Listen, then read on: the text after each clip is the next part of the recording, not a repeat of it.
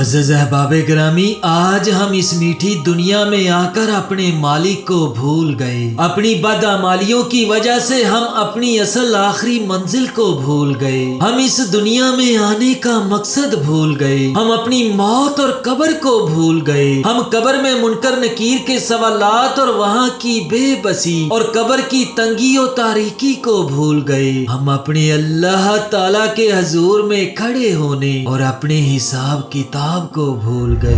ऐ गफलत भरे इंसान, तू सुन ले, इस बात को याद रख कि तू दिन और रात मौत के करीब हो रहा है। तू आज जिनको अपना साथी समझ रहा है, जिनके साथ तू अपना दिल बहला रहा है, ये तेरे कुछ काम ना आएंगे। सब अकेले तुझको अंधेरी कब्र में छोड़कर वापस चले आएंगे। इसलिए आज इस दुनिया के लिए तन्हाई में बैठकर ना रो। दुनिया की हिर्सो तमा की नहीं, बल्कि अपनी कब्रो हशर में निजात की सोच। आज वक्त है कुछ सोचने और करने का, कल को वक्त नहीं होगा। प्यारे दोस्तों, मौजूदा ज़माने में हर खासो आम शख्स में जो मोहब्बतें दुनिया पैदा हो गई है वो हम सब के सामने है। हालांकि कुरान और हदीस में दुनिया की मोहब्बत पर किस कदर वईदें बताई गई हैं। चुनाचा इससे निजात सिर्फ और सिर्फ मौत की फिक्र और रोजे क़यामत को याद करने में है। इस सिलसिले में हमारे नबी करीम सल्लल्लाहु अलैहि वसल्लम का फरमाने मुकद्दस है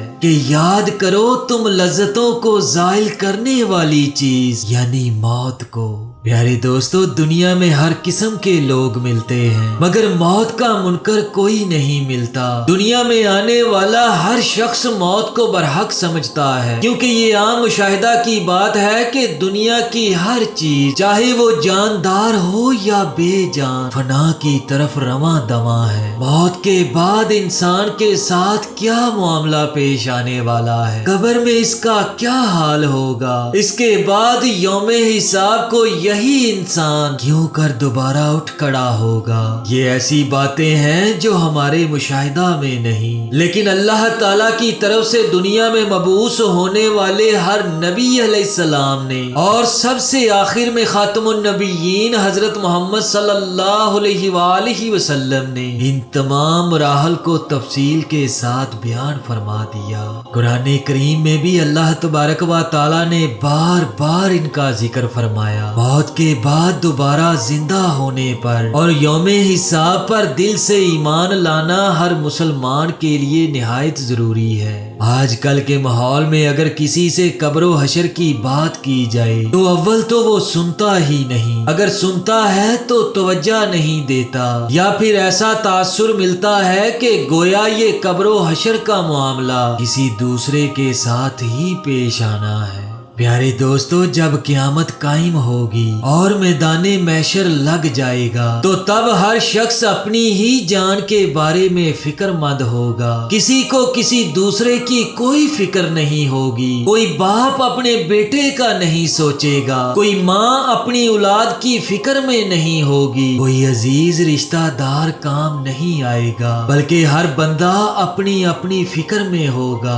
प्यारे दोस्तों, उस वक्त 7 लोग ऐसे होंगे जो बिल्कुल बेफिक्र होंगे। बेफिक्र इसलिए कि उनके साथ अल्लाह का वादा था कि ये 7 लोग मेरी अर्श के साए तले होंगे। और दोस्तों, उस वक्त सिवाय अल्लाह के अर्श के साए के कोई दूसरा साया नहीं होगा। अल्लाह अकबर। प्यारे दोस्तों, वो 7 खुश नसीब कौन लोग होंगे? क्या उनमें हम भी शामिल हैं कि नहीं? और सुनकर अगर जवाब हाँ में है तो खुद को मजीद और निखारो, और अगर जवाब नहीं है तो फिर मेरे प्यारे भाई फिक्र करो। तो चलिए जानते हैं कि वो 7 लोग खुश नसीब कौन हैं।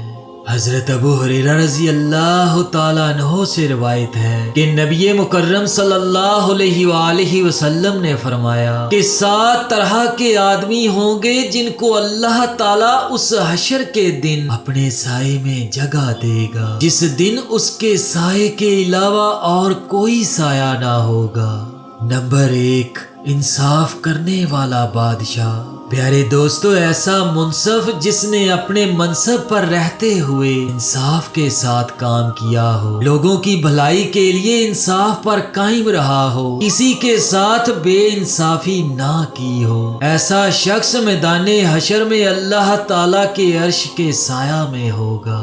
نمبر 2، وہ نوجوان جس نے اپنے اللہ کی عبادت میں جوانی گزاری ہو۔ پیارے دوستو، کہا جاتا ہے کہ جوانی کی عبادت شیوائے پیغمبری ہے، کیونکہ جوانی مستانی ہوتی ہے۔ جوانی میں یہ خدشہ ہوتا ہے کہ شیطان بھرپور حملے کرتا ہے۔ جو نوجوان شیطان کے حملوں سے بچ کر اللہ تعالیٰ کی عبادت کرتے رہتے ہیں، وہ میدان حشر میں اللہ کے سائے تلے ہوں گے۔ نمبر 3، وہ شخص جس کا دل ہر وقت مسجد میں لگا رہتا ہو، یعنی وہ شخص جو مسجد کا عادی ہو، نماز با جماعت ادا کرتا ہو اور زیادہ تر وقت مسجد میں گزارے، جس میں وہ قرآن کریم کی تلاوت کرتا ہو، اللہ کا ذکر کرتا ہو اور دوسری عبادتوں مناجات کرتا ہو، ایسا شخص بھی میدان محشر میں اللہ تعالیٰ کے عرش کے سایہ تلے ہوگا۔